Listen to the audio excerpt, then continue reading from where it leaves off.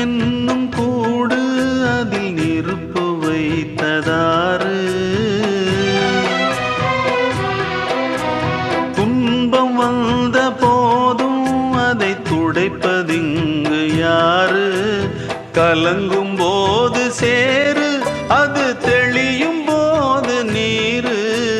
கடவுள் போட்ட கோடு, அதை திருத்த போவதாறு? வெந்த புண்ணும் ஆறிடுமா? வேதனை தான் தீர்ந்திடுமா?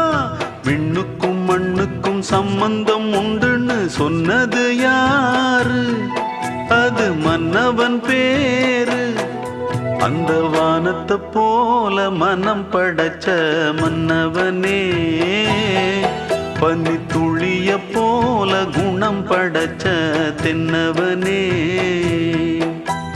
மஞ்சளிலே ஒரு நூல் எடுத்து,